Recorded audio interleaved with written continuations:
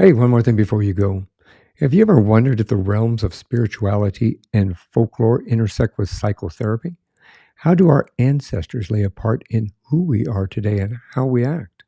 In this episode, we're going to explore the intriguing intersection between therapy and spirituality, all while delving into the enchanting world of folklore, mythology, and traditional storytelling. I'm your host, Michael Ernst. Welcome to One More Thing Before You Go.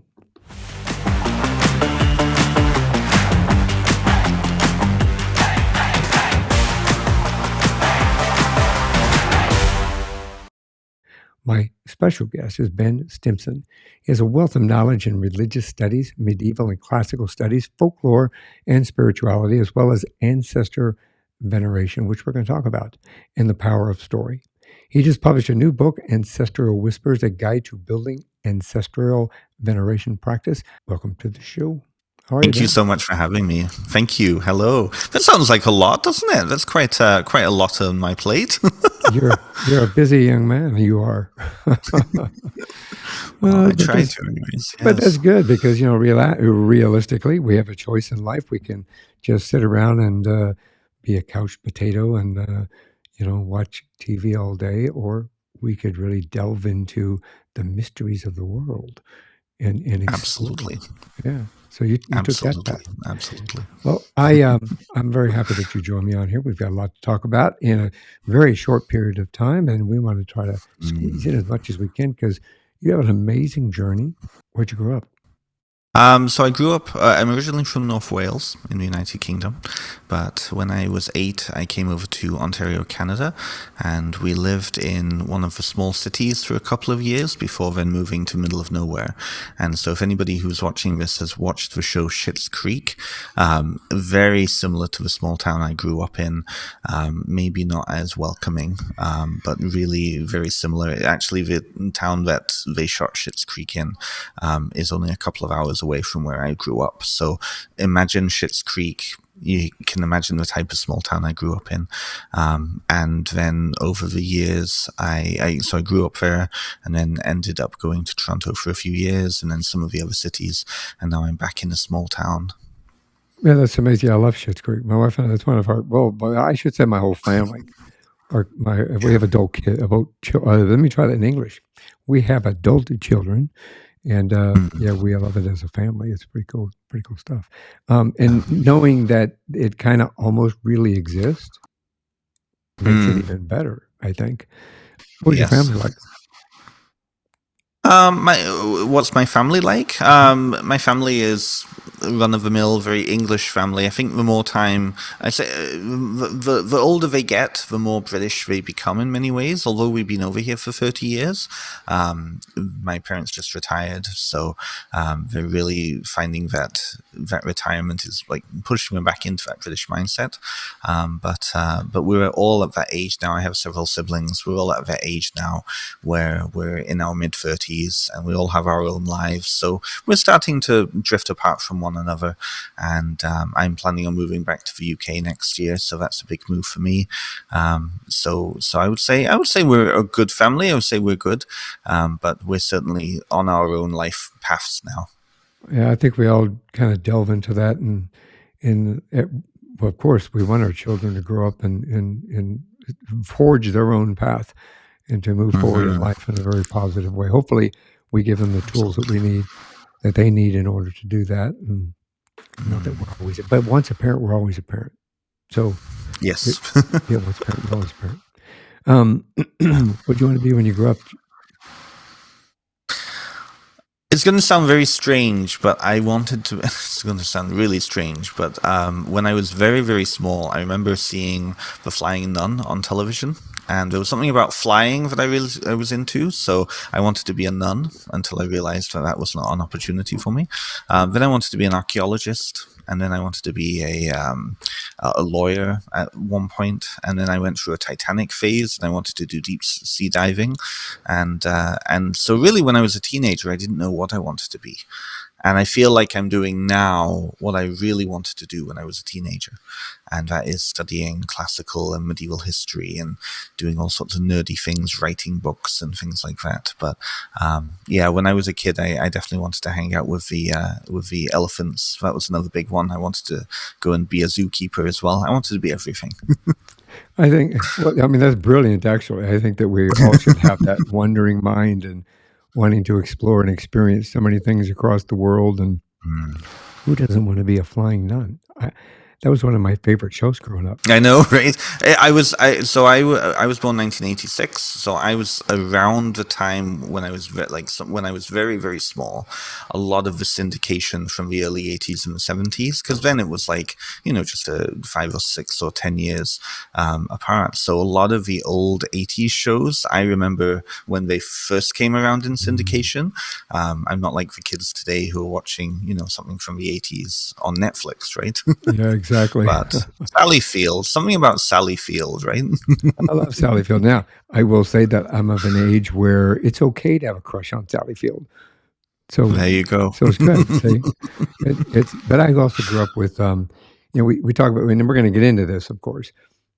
We all want to believe in magic. We all want to believe in what the possibility of that exists, and witches and warlocks, and even though society kind of pushes that away or said that's a big no-no, or the majority of society likes to sequester a witch or a warlock, but they embrace shows like Bewitched and I Dream of Jeannie. And I grew up with those. I grew up with Bedknobs and Broomsticks, all magic, right? That's all magic. Mary Poppins. Mary Poppins is from Disney. Mary Poppins.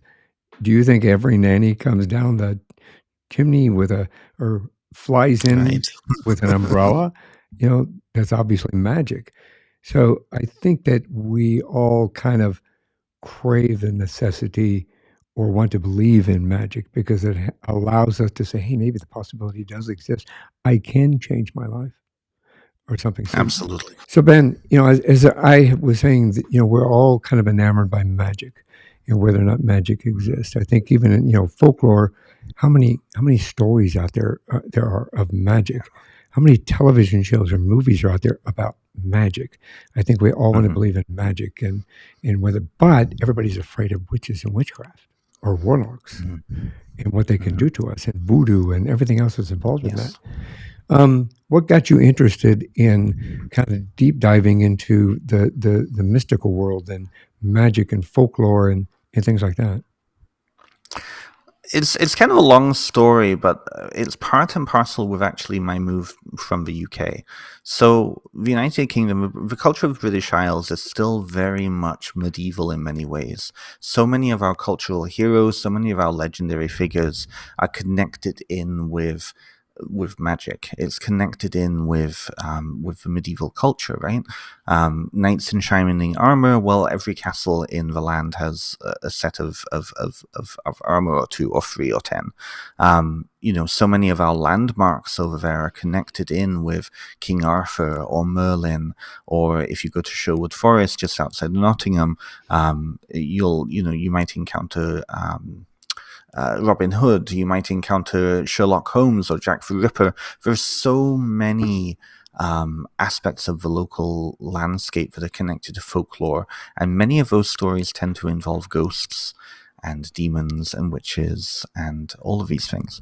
It's something that I think in North America you don't tend to have unless you go to places like Salem, Massachusetts, or if you go to New Orleans, or up here in Canada, if you go to Montreal, right? So it's one of those, I think, living in a place surrounded by all of those stories all the time, and then moving over here, what I actually experienced when I moved over here was a form of culture shock. So I was 8.5 years old. I had no control over whether I was, going to move or not. I didn't even have a say. I didn't even realize what a big move this would be. And then suddenly I was plunked down in a foreign place. I sounded different. I was different. Everybody around me made me feel different. And so what I did to deal with that feeling of alienation and that feeling of culture shock was I latched on to my culture. And so that culture for me was anything, all of the TV shows from Britain on the television, any of the like British comedies of the kids shows of that time, which often involved magic and fairies and Merlin and King Arthur and all of those, right? And so it was really one of those things where I associated magic with being British. And I remember when I was a teenager, like I was so disconnected from that sense of self that to me, this was a safe place to explore. And around that time, the internet became a big thing. I remember in 2000, we got the internet at home, which was an amazing thing. Now the internet's literally in our pocket everywhere we go. But back then, it was only accessible in certain forms and through certain means. And so we got the internet, and I started to explore things like magic. And I watched this movie called The Mists of Avalon, which was a mini-series based on a very famous book. And in it, the story told kind of the view of the Arthurian cycle from the perspective of Morgan Le Fay. And in it there was this whole vision of Britain that was a goddess affiliated culture. It was magic filled. It was all of these things. And then suddenly I found neo-paganism and Wicca. And I thought, and I was about 14, 15 when I found this. And I thought to myself, wow, this is an actual thing. People do this for real. And so then I went down the rabbit hole. And here, 20 years later, I'm affiliated with one of the major publishers in that field. And I practice it for myself pretty much every day. And it's just a normal part of my life now. Yeah, it's amazing. I watch a lot of British television here as well, and I know that there's a slew of programming here that actually originated in Great Britain, but they've remade here or kind of redone it here, including Ghost. Ghost is one of our favorite shows. I finally got to see the original from the United Kingdom. I think it was on This is not an endorsement. I think I saw it on HBO or Max or something like that. I don't remember where I watched it now, but it was interesting to watch how they evolved it from there to here, for example. But it still gives me. I mean, since I was a kid, we talked about that right before we started. I think we're all enamored with magic and Bewitched and I Dream of Jeannie. Now, I had different motives for Bewitched and I Dream of Jeannie because they were cute. I'm sure you did. Yes. And you kept going, how stupid can you really be? You have somebody that can just blink what you want or, wiggle their nose. And you're kind of going, stop doing that. Don't do that. But you grew up with it. I told you earlier about the bedknobs and broomsticks, and I think that there was a theory or a book that originated out of Great Britain as well, and a brilliant show, and it gives you an escape. I think it gives us an escape when we get to kind of delve off into a fantasy world like that, and say, hey, maybe that'll happen to me. Maybe that'll take me away from this. Absolutely. I think that it can often be an escape for some people. I know for a lot of people in the community that I belong to, or the communities I belong to, it's also a form of empowerment too. It's kind of like you use it first as an escape from particularly religious trauma. A lot of neo-pagans tend to come from a Christian background where they didn't have a wonderful time growing up. A lot of trauma, a lot of religious trauma there. And so in many ways it's an escape. But through that process, there's an empowerment. And I know a lot of people who actually come back to reclaim Christianity for themselves, just in a different way. They are relying, and this is where my medieval studies interest comes in. Right. They're then reclaiming the aspect of magic that was in Christianity and Christian culture for a very long time, but on their own terms. So it can be a very empowering thing too. Yeah. I think in many ways the Victorians didn't do us a very good service when it comes to seeing the world through magic lenses, because we now see it as being, a world of fantasy, a world of, something unreal. But if you go back to even just the pre-modern or the medieval period, or even the classical period or ancient times, the distinction between mundanity and magic, there was no distinction. Everybody, everybody practiced magic in some form, whether it would be going to the church and collecting holy water to sprinkle on your vegetable garden with the hope that then that water is going to bless your garden, right? Things like that is magic if you see it in that way. Otherwise, it's just religion in other ways, right? So it's really it's an interesting paradigm.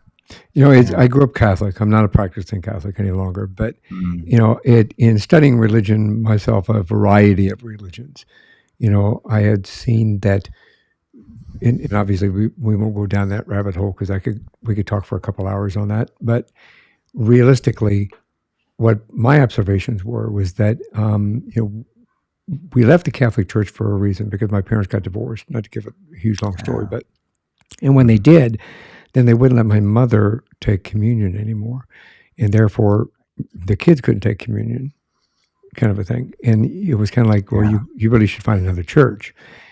In my opinion, even at a young age like that, my opinion was that I thought a church was supposed to help you, and I thought a church was support you, and I thought they were supposed to be there for you in times like this. And I found out that they weren't.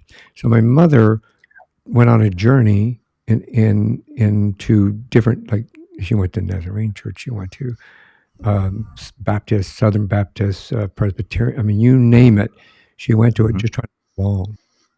Is what she was trying to look for, which I observed that as a child growing up, and I think we all want to belong, and we all want to belong to a community of like-minded individuals that help and as you said earlier, empower us.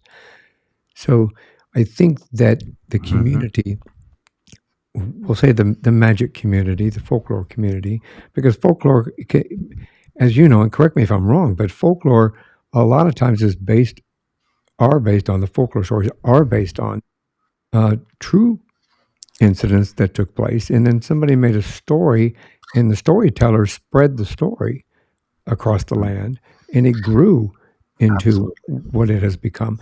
King Arthur, they're still looking for King Arthur, but there's little tidbits here and there that kind of. I'm sorry?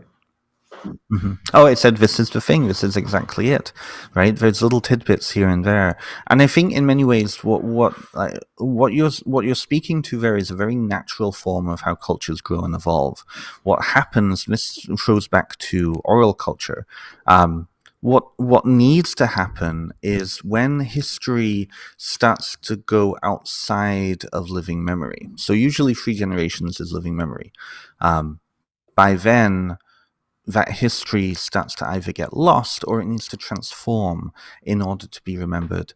And oftentimes the elements of that history that are important are taken out, and they're usually attached then to some kind of a legendary piece.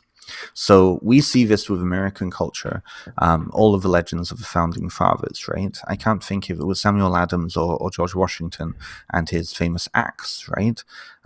You look at Paul Bunyan going around and spreading apple trees all over the place. Apples are not indigenous to North America. So what could be useful to explain the presence of all of these apple trees suddenly, right? There's a figure, Paul Bunyan, who may be really the amalgamation of an entire field of people, an entire community of people, but he becomes then the focal point. And it's the same with history in other ways, right? And so I feel like that process it's a very natural thing, because the community then decides in a hive mind sort of sense what elements are important, what needs to be maintained, what needs to be kept.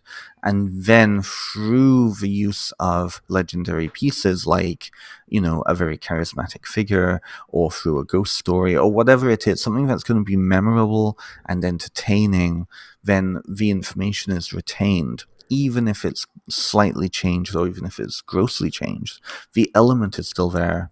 And then through the folk culture, the information is retold again and again and again. So it's a very different form of history. We tend to think of history as, facts, and it has to be correct, and this and all the other. But oftentimes legends turn into myths, and myths are identified really as origin stories. And so if the essence of the origin story is true, then it doesn't necessarily matter then how it is remembered in the culture. it's still the idea that the main piece of the information is still true, and so that is important, and that then carries through. So it's a really interesting process, culturally speaking, and we see this through material culture, we see this through storytelling, and then what becomes a story that is essentially created to keep history then becomes a communal activity that the community can kind of identify with and find itself within, and then it becomes a co-creative process. It's very fascinating, the dynamic. Yeah, it is very much so. I think that the society, as we know, has the opportunity to evolve and to Mhm. move forward or move backward in Mhm. some cases. Yes. Unfortunately, that's happening now. Mm. Um, but storytelling will stick with us, I think, throughout whatever takes place. It brings us, as you said, there's Absolutely. always origins, even the myths and origins that come through. There's always got to be an origin somewhere. That's had to have been somebody's. It came out of somebody's mind, somebody's mouth, somebody's action, or they saw something. Everybody's perceived as a cop. You understand? The reason we interview as many witnesses as we can of a crime is because everybody's perception of that incident is different Very true. and from a different angle and could provide different clues for what took place during that time period. Well, same thing. I think growing up with storytelling, it's Mm. I can't remember that old game we used to play as a kid where you'd whisper Oh, something in somebody's ear, yes. telephone. Yes. And then by the end, you're hoping it got to what it's supposed to be, but everybody kind of interprets it a little bit differently. But there's still some origin of what was in it in the first place. Um, Absolutely. Something you said earlier kind of really intrigued me. The fact that you practice kind of a magic every day, right? And you Mhm. practice that that aspect of it. Do you consider yourself a witch or warlock, or from that practical level point, or is it just something that you kind of implement on a regular basis to benefit your life in a positive manner? Well, I have a strange relationship with that word witch because I feel like it's been used so much in different contexts now that it's really lost its kind of historical meaning. So originally, like magic and magic practice was a very regular part of ancient and medieval Europe and society, right? There was a big distinction, though. There was something called cunning craft, and so this is the village wise woman and the cunning man, or the cunning people. And that term is being applied now to seemingly all European cultures for a very similar kind of profession in society, which was the village wise person, right? These are people who you would go to, you would pay a small fee, they would use astrology, they would use, which was a science back then, and they would use kind of the tools at their disposal, the magical tools at their disposal, to benefit society, to benefit their clients, to benefit everything. And oftentimes that form of magic was in alignment with the divine, in alignment with God. Even if the church didn't necessarily like it, it was still culturally seen as being good, right? Witches, on the other hand, and that translates to many European languages, were often monstrous figures. They were demonic. They were not human. And so it's kind of ironic that the witch trials, the vast majority, well, all of them, were practicing Christians who were condemned and killed. There's very, very few instances where someone would actually said that they were not Christian. So it's kind of a weird thing. I used to use the word witch for myself, and what I did was witchcraft, but I feel like that's become very, it doesn't mean anything anymore. And so I tend to see myself as a folk practitioner, as a spiritual practitioner, as a magic user. And so that for me is a little more comfortable and makes a lot more sense for the type of work that I do. I don't just practice like neo paganism, for example. I'm starting to explore reclaiming aspects of Christianity for myself, which is working with the saints, going in and engaging with local shrines, and engaging with the cultural institution of Christianity.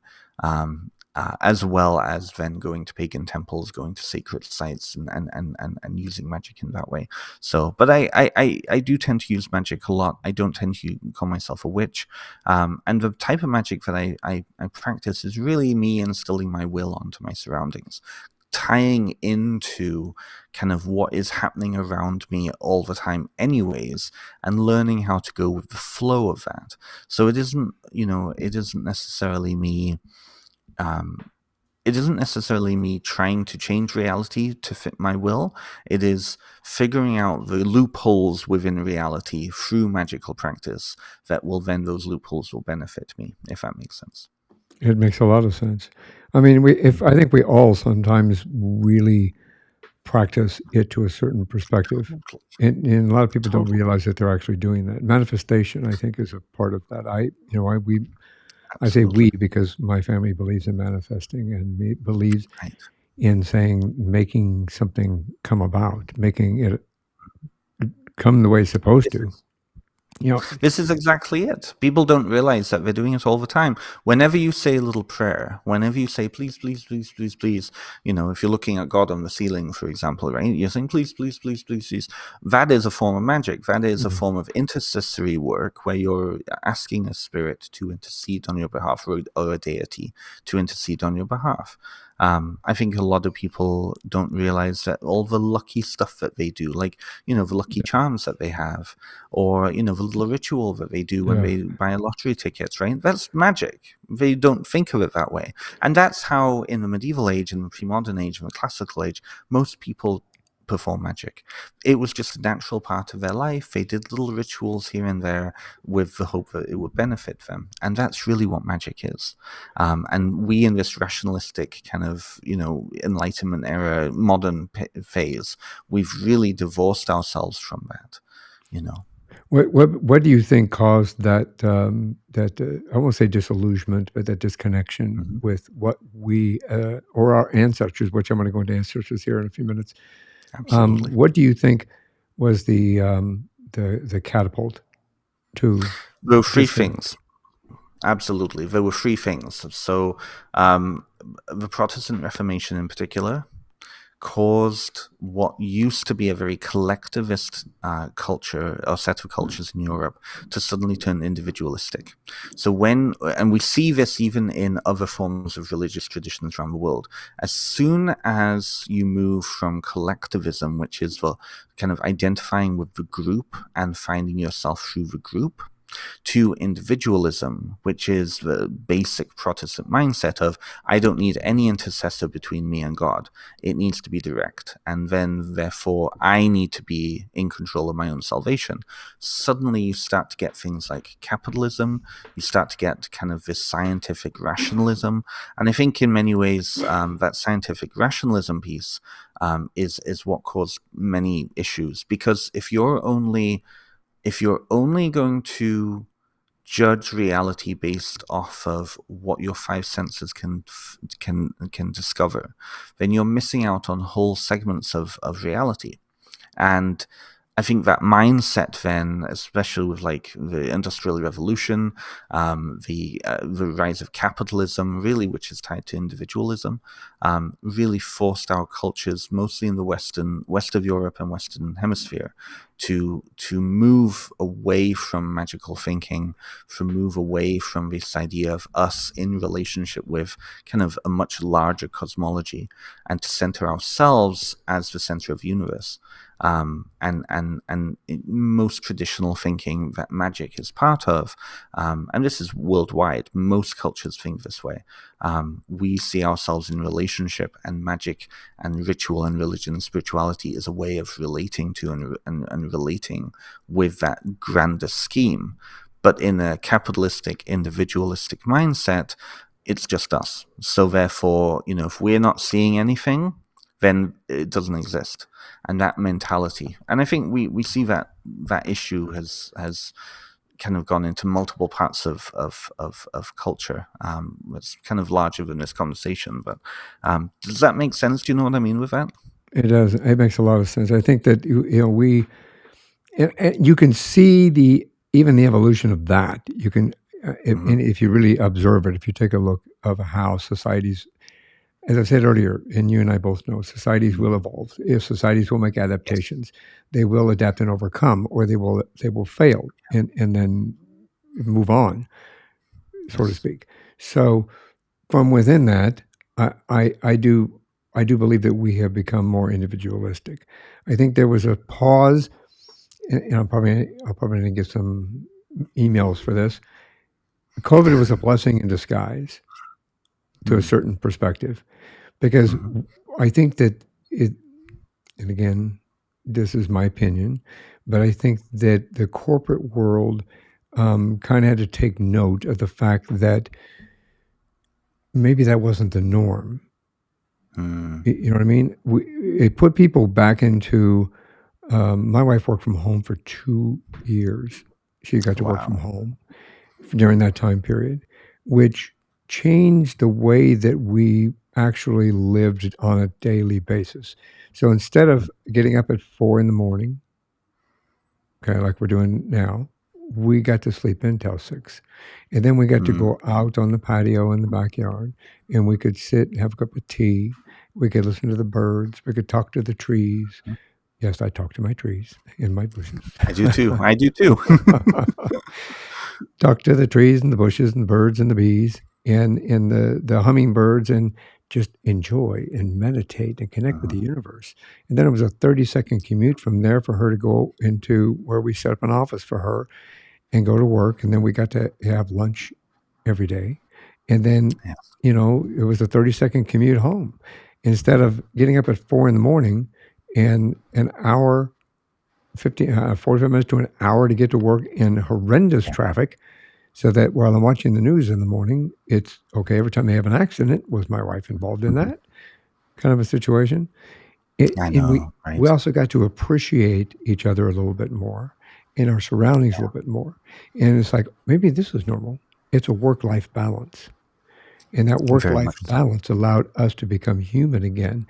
And although we weren't interacting with people outside of the household very much because of what was going on, it allowed Mhm. us to value the connections that we have with those loved ones Mm. and colleagues and friends that we didn't get to see every day. And Yeah. and realize that we were taking those relationships like for granted in that Very perspective. much so. And then as they started evolving, then corporations were going, wait a minute, I'm going to sound like a corporate basher, but this is, I think, reality. That's why they had such a mass amount of individuals that left the corporate world and off on their own because they said that's not normal. I want to connect with the universe. I want to connect with go out and talk to the trees Mhm. and the birds and the bees. I want to have a better work family balance, and I think it Yes. brought community back together with us. And I noticed Totally. collectively, I'm an observer. I learned that as a Mhm. cop. I learned that as growing up in a dysfunctional family with two Mhm. alcoholic parents, but I also learned it as a police officer, law enforcement officer. Mhm. I'm an observer. So in doing Mhm. so, I got to observe people and how they reacted and what they did and Mm. watch the mentality change. So when it Yeah. started going back where they're going, okay, well, that's normal. We're going to get back to normal. That's not normal. This is normal. This is normal is hour in to work in the traffic, spend 8.5 hours here busting your ass, and then Mhm. hour or so on the way home. And then you get about 3 or 4 hours to shove food down To your mouth. yourself, Yeah, exactly. right? Spend time with your family, play with the kids, kiss your Mm. wife, kiss your husband, kiss Mm. your boyfriend, kiss your girlfriend, whatever. You had like a 3 hour time period before you had to go to bed and do it all over again. Mm. And Exactly. I started noticing the negativity rise and the depression arise Yes. and the anger and the resentment and you see more of that coming out.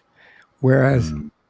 my wife and I delved more in during this time period. She gets to work from home 2 days a week, and we're grateful for that. So Mhm. I put that out to the universe.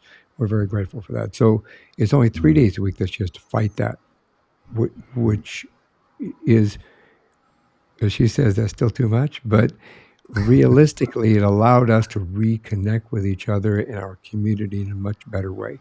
So I think Very from much what so. you were just saying in regard to that, it also allowed us to reevaluate what our values were and go back to what we were doing, because once she started going back to work, we stopped doing the meditations, and we stopped sitting out on the back patio as much as we did do before.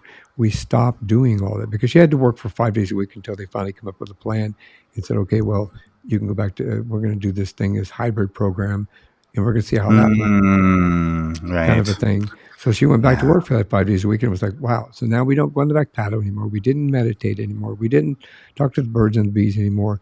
It Yeah. changed dynamically, immensely. Very much so. So I Yeah. see Very where much so. even in those times, I could still see magic happening during the times that Mm. were able to do it. The times that we did, I mean, we had bees that would just come up and say, "Hey, thanks for the flowers." You know, they Mhm. just buzz around, check us out, and move on to the next Yeah. flower. Or hummingbirds. Yeah. We had hummingbirds Yeah. that were laying right in front of us, just kind of like, "Hey, Yeah. how's it doing? Good morning." Yeah, people are going to think Yeah. I'm weird, but This is well, but this is the thing. That was happening all the time. You were just in a place where you could recognize it and you could see it, right? Yeah, that's really, I think, what magical practice has taught me over the years is to.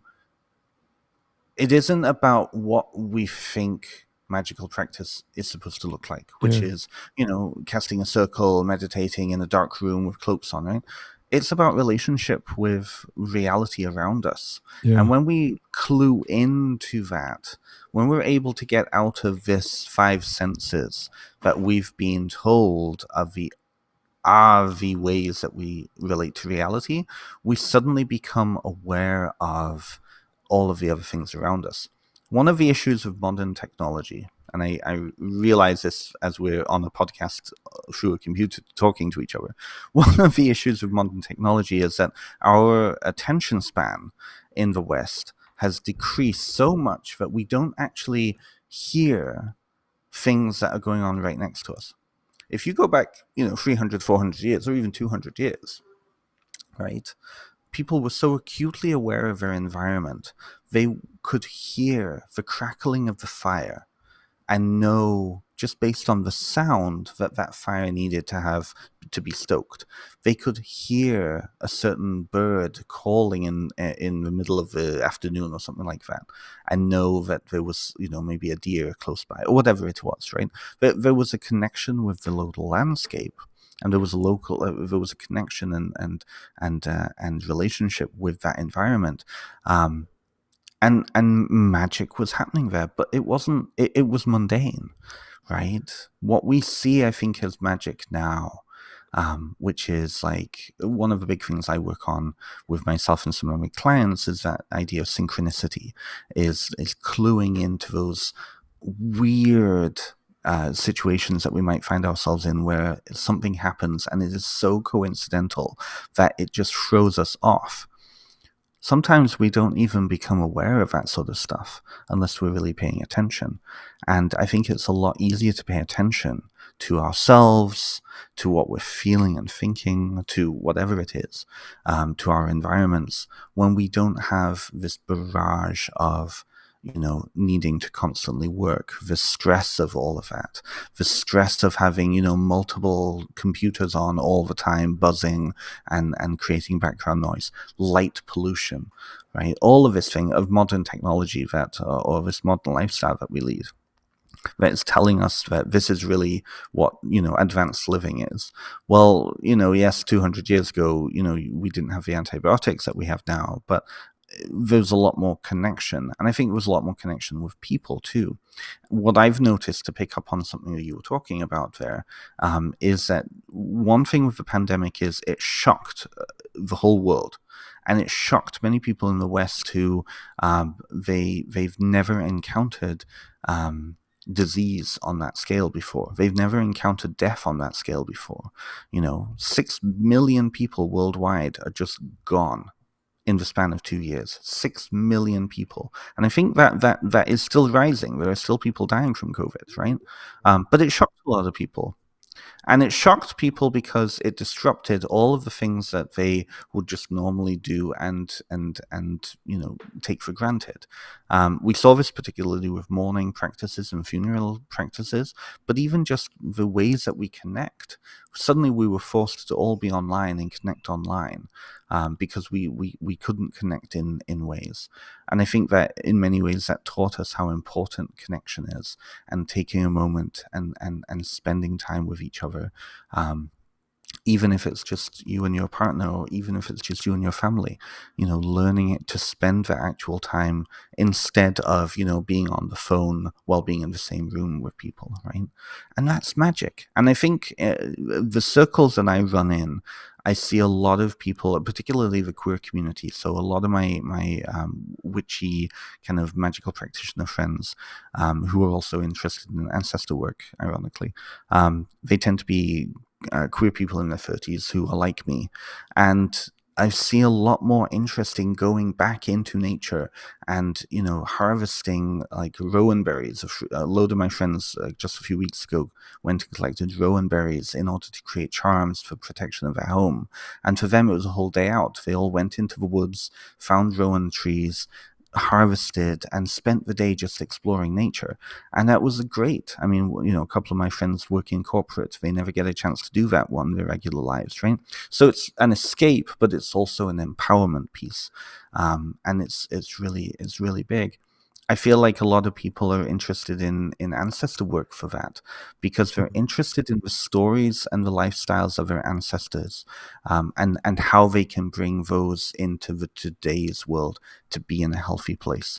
But as a colleague of mine said, I think the danger with ancestor work, and I talk about this in my own book, is oftentimes we can get lost in the story of our elders, and we're not living our own story. That's the next step, is to live our own story. From that perspective, talking about, I mean, it's profound what you just said. I agree with all of that. I think that it is something that you could walk into a restaurant and you see a family of individuals and everybody's got their nose in the phone instead of having a conversation, which is really disappointing from that perspective. Now, yes, I am an old guy, and I won't say how old, but we'll just say I'm wise.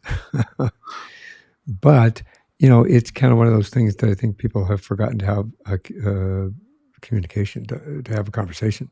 They've forgotten that. And yes, they do need to, I agree with you, they need to kind of put the phone down. Yes, put the phone down after you watch this episode. But, yes, that's a big important piece. Yeah, so put it down after you watch the episode. But realistically, I think you mentioned earlier about connection with our ancestors. I think we all desire a connection with our ancestors. I've been on a journey myself since I was a kid, actually, of trying to connect with my ancestors, and I run into dead ends because Right. And it gets frustrating. I think that I agree with you. I did not have a relationship with my father. Died when he. I won't say how old. I was 15 years old. He was a very young man. He died at 39 years old. So, and before that, he had a very tough life. He had a stepfather that he grew up with. So I never knew my biological grandfather, for example. And this was obviously not a genealogical thing we're discussing, but understanding your book, and I read a good portion of your book. I'm not done with it yet, but the reality is I think we all want that connection. So I always wanted to know where I came from. I know where I came from on my mother's side. I had my grandparents, my great-grandparents on my mother's side.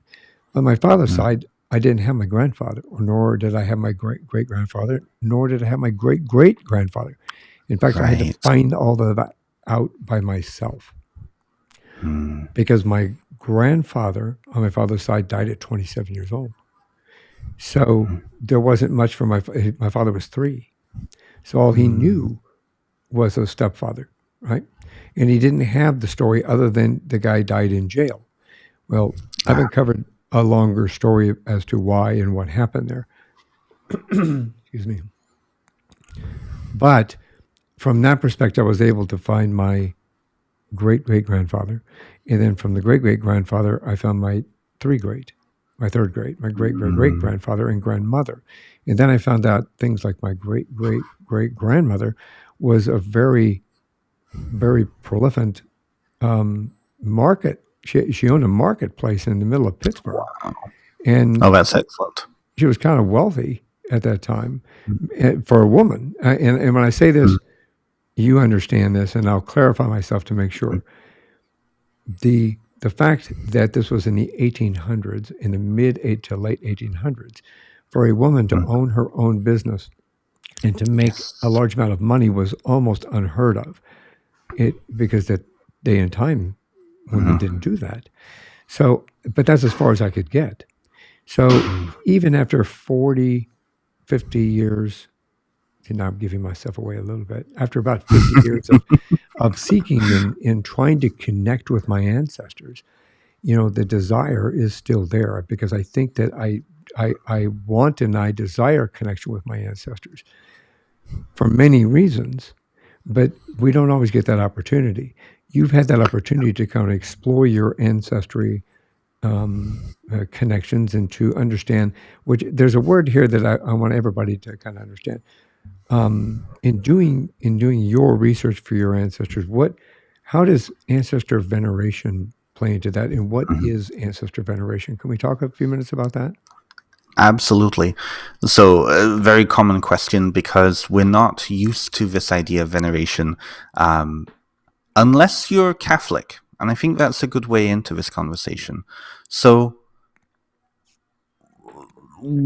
ancestor worship around the world is a very large part of many cultures, regardless of kind of, where you find yourself. It's found on most continents.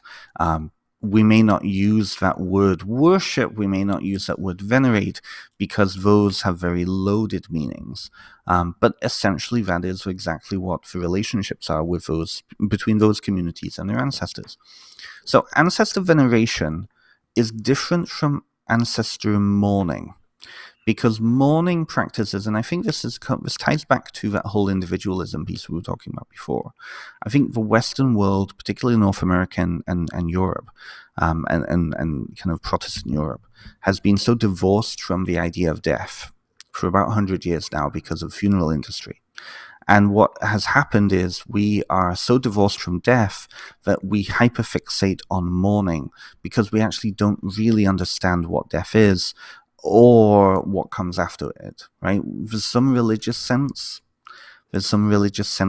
of what might happen, but on a general popular cultural level, we're still very unsure. And so we tend to focus mostly on the mourning practices and the mourning traditions, grieving practices, because of our individualistic senses in the culture. We focus mostly, when somebody dies, what is often one of the stages that people go through? How could they do this to me? Exactly. Why'd you leave me? Why did you leave me, right? It's all about us. That's that individualism piece, right? And that happens in other cultures, absolutely. But it's in a different sense. It's understood differently. Right. The main difference then between veneration and mourning is you're grieving a loss. You're grieving that individual disappearing and not being around anymore. Veneration, on the other hand, is a whole spiritual viewpoint which sees the ancestors as still being accessible, still being here, we're still capable of interacting with them. It's just the way that we do that is now different. The way that we do that is through a spiritual sense, as opposed to going in and sitting down and having a cup of tea with grandma, right? Instead of grandma being in the living room, she's now in the ancestor shrine on near the front door, for example, right? It's that sense of we're honoring not just the kind of the individuals, but we're honoring the collective. So I think this is why we see ancestor veneration a lot more in collectivist cultures than we do in individualistic cultures. And it's interesting because in some cultures that are in the process of transforming like Japan, for example. Japan is in the midst, since kind of the Second World War and since the boom of the 80s, into transferring into a individualistic nation, away from a collectivist nation. And a lot of the younger generation in Japan are unsure really what to do with their ancestor work, because it was something that their grandparents did and never taught them. And so it's a weird kind of thing that we see particularly happening in that country. But yeah, veneration is that relating to the ancestors, relating to the spirits of the dead, as understanding that they are still here with us in a very real sense, as opposed to being in some distant, remote, vague afterlife.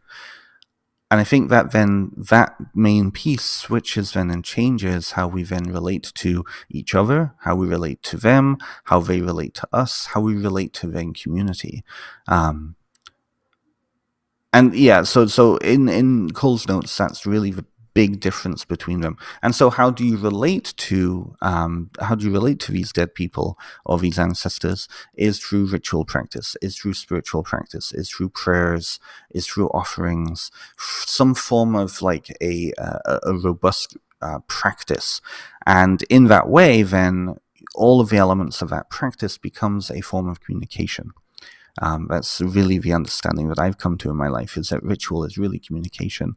And so, like, when you go to church, when you go to cathedral, whatever, and you are performing all of the rituals of that religion, you're actually communicating with the spirits, the saints, the angels, God, right?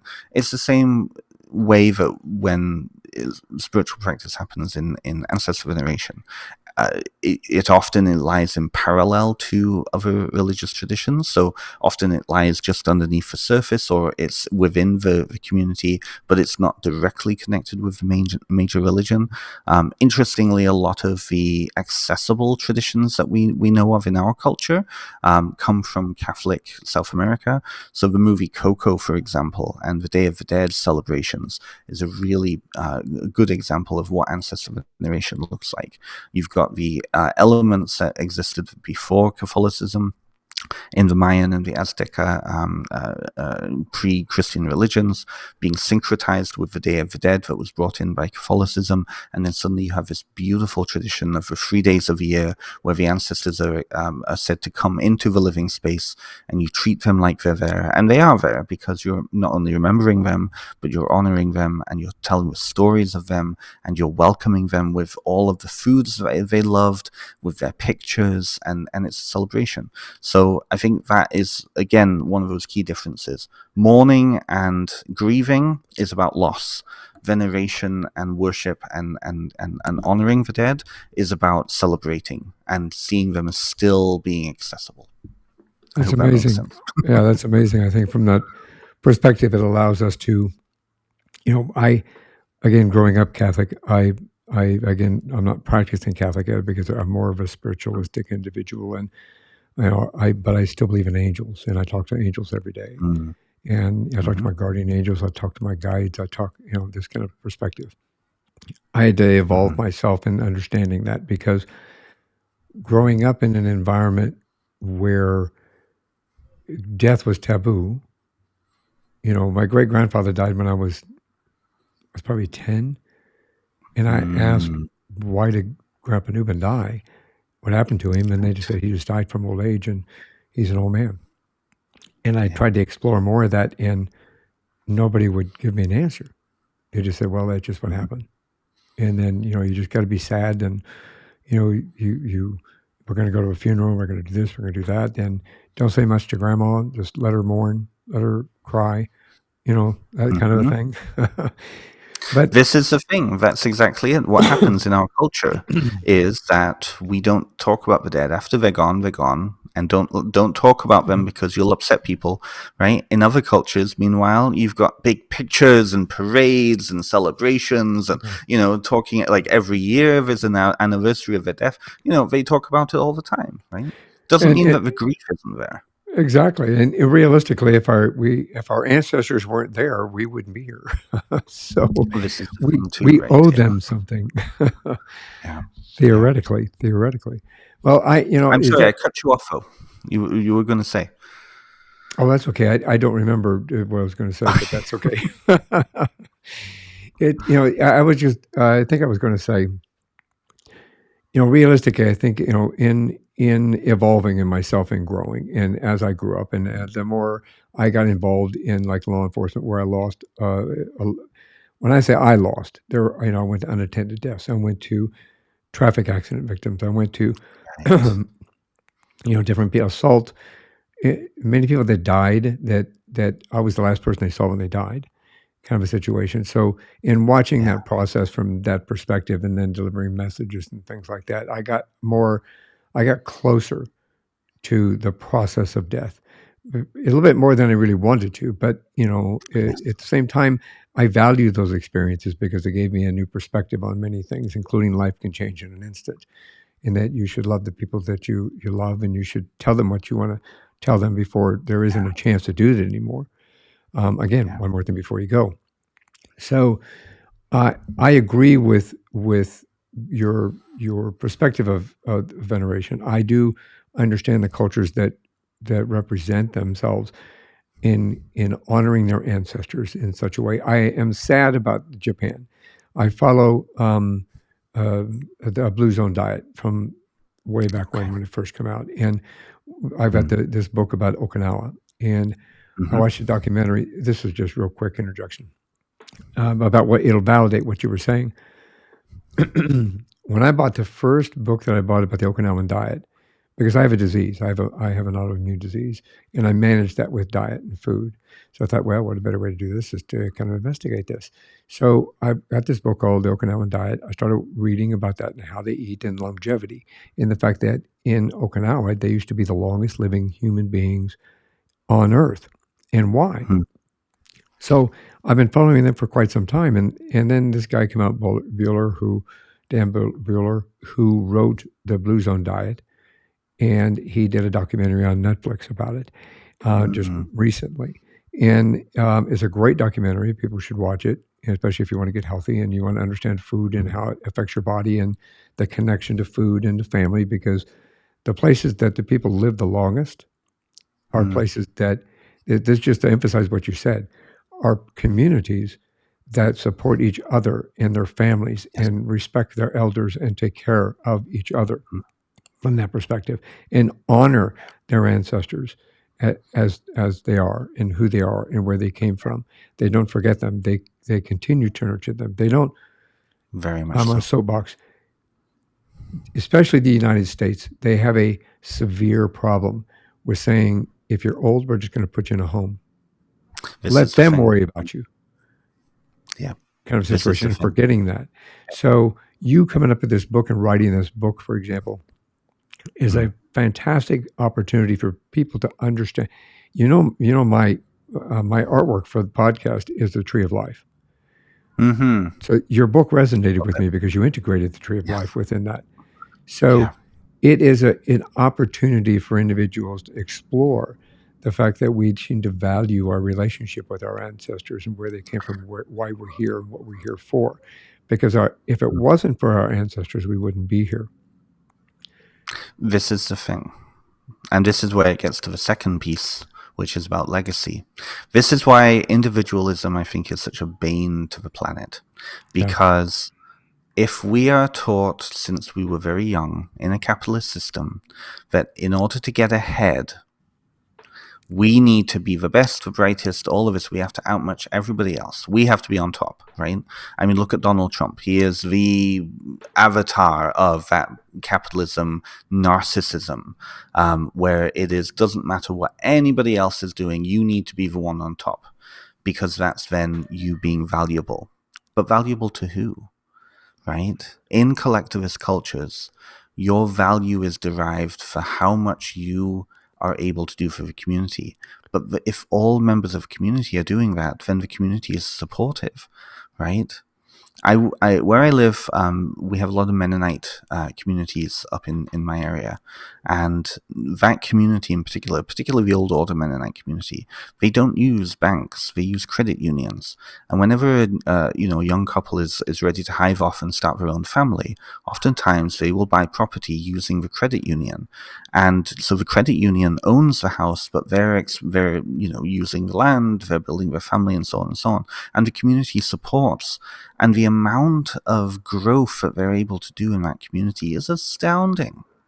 But I think the real issue with individualism, and this is the real danger here, is that if we are told that we have to be the best and the brightest and we have to get on top and we have to succeed all the time as an individual, then death as the ultimate thing that we don't have control over and the end to that is going to cause us issues, right?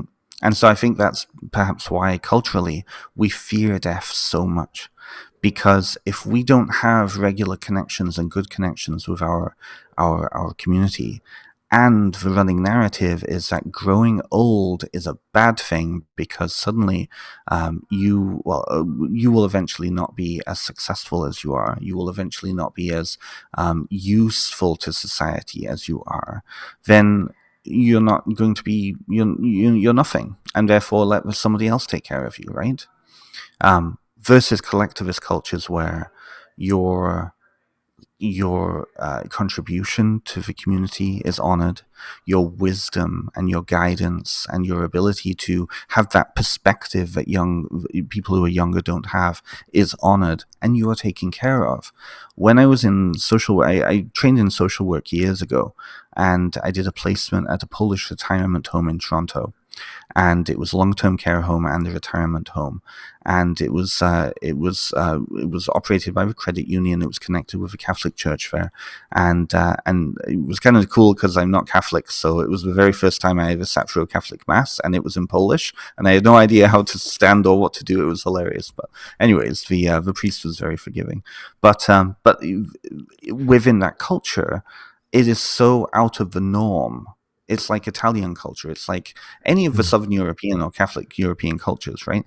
It is so out of the norm that you put your elders into a home, because normally your elders would be in the same home for you as you, right?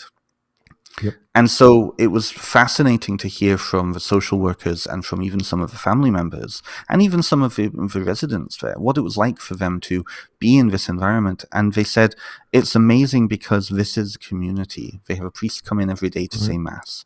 They have family members who are coming in all the time. Many of the people who are residents in there, they remember a lot of the other family members from church and from the local community. And so it feels like they're just in a big community center. They just happen to have a bed in a big community center, right? That's very different from the Western style homes that you go into, and it's like, Shady Pines, right?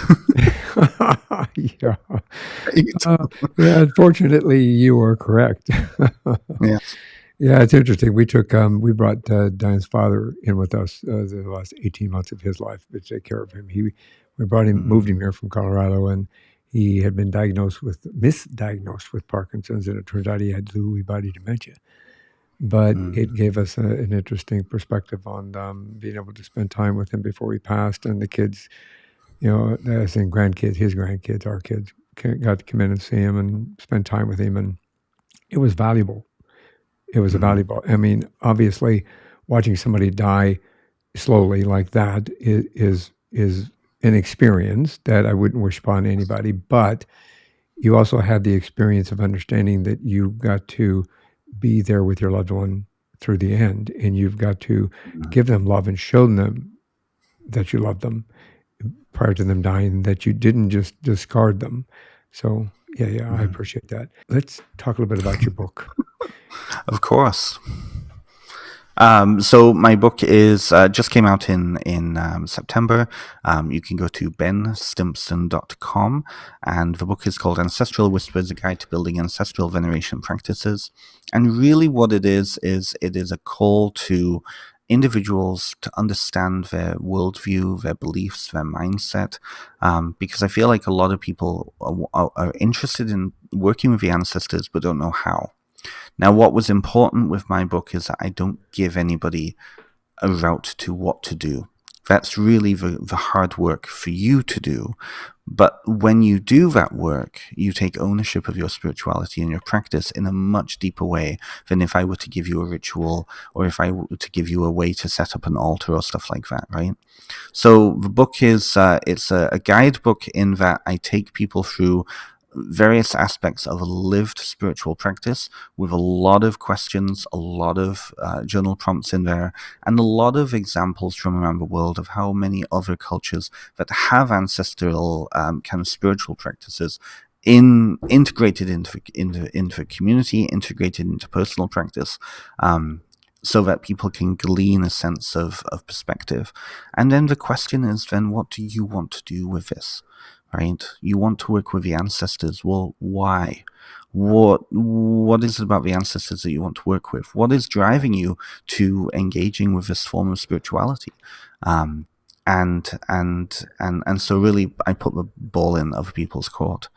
I also have a podcast too. People who are listening to this won't see that, but I have a podcast called Essence with Ben Stimpson, and I interview many individuals from the pagan and Wiccan and witch community, a lot of folkloric witches lately, particularly around integrating aspects of personal identity and growing and grow through that process and through these practices. So you can find all of this out, and you can go to my website, benstimpson.com, and that has information about the podcast, about my offerings, about my book. I do also have classes available, and I'm just about to launch a series of classes through Udemy as well. So that will also be on my website too. Outstanding. And I'll make sure that there's a link in the show notes for you to be able Perfect. to connect with just a push of a button. And that way they can get to you quick and easy, including your podcast and as well as where you can buy the book. Thank you. For those that are listening, please say the name of your book again. Ancestral Whispers, a guide to developing ancestral veneration practices.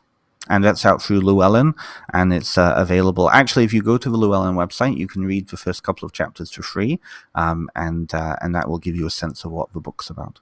Outstanding. I've read a good portion of that book. It's a wonderful opportunity for you to be able to have a better understanding of your connection with your ancestors and how it can benefit you. So yes, you should go out and do it, and absolutely go listen to the podcast. I've listened to it as well. It's really good.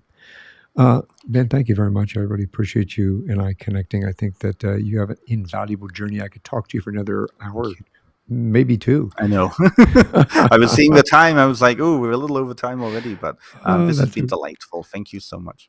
Absolutely. I think that we should embark on another conversation maybe next year and maybe kind of explore a little bit more of what we didn't get to talk about yet, because what a fascinating opportunity for people here to really get an understanding of spirituality and the connection and our ancestors and magic and how we all perform within that arena.